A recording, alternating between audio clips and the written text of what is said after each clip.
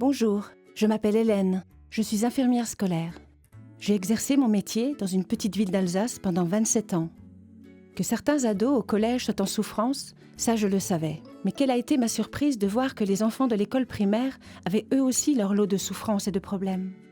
J'ai décidé, avec l'accord des parents d'élèves et des enseignants, de mettre en place un lieu de parole dans mon école.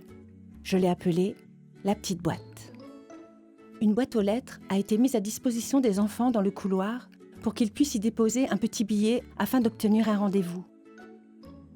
La petite boîte se veut un lieu d'écoute et de mise en lien, mais en aucun cas un lieu de thérapie. Je me suis donc entourée d'un réseau de spécialistes, comme des médecins, des assistantes sociales, des psychologues ou des orthophonistes. C'est un travail d'équipe, au service des enfants, et suppose une bonne communication entre les différents acteurs. Le but des entretiens est d'aider l'enfant à puiser dans ses ressources pour qu'il puisse trouver des solutions à ses problèmes. Cette activité contribue également à développer ses compétences psychosociales. Il est important d'approcher les enfants, surtout les plus jeunes, avec leur langage. J'ai imaginé utiliser des outils pour les entretiens, comme la baguette magique, le dessin, les marionnettes, le théâtre. Tous ces outils sont de précieux moyens pour ouvrir des portes sur les souffrances parfois invisibles des enfants. La réussite des entretiens nécessite l'établissement d'une relation de confiance avec l'enfant. Celui-ci doit être assuré de la confidentialité de ce qu'il vient dire. La confidentialité peut toutefois être levée dans le cas où l'intervenant estime que l'enfant est en danger. Les enfants sont considérés comme acteurs de leur santé. La demande vient d'eux-mêmes. Ils ne doivent jamais être forcés à venir à la petite boîte. 3 thèmes reviennent souvent dans nos entretiens: la famille, la santé et l'école.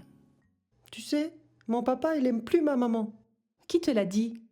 Ma maman, ils vont divorcer et je vais changer de maison. Comment tu te sens avec ça? J'ai peur de plus voir papa. Je crois que c'est ma faute. Tu crois que tu pourrais en parler à la maison? Oui, à maman. En plus, j'arrive pas à me concentrer en classe et je me fais tout le temps gronder. J'aimerais que maman le dise au maître. De ça aussi, tu pourrais parler. Je voudrais que mes parents soient toujours ensemble et qu'ils ne divorcent pas. Quand les parents divorcent, c'est dur pour les enfants. C'est un moment très difficile pour toi. Sur une feuille, je dessine 2 colonnes, avec pour titre « Moins et plus ». Jérôme dessine ce qu'il regrettera dans le futur, comme sa chambre ou encore l'arbre de son jardin. Puis les choses positives pour l'avenir, un copain près duquel il va habiter ou un ballon de foot. Je te remercie, Jérôme, de ta confiance, d'être venu me parler.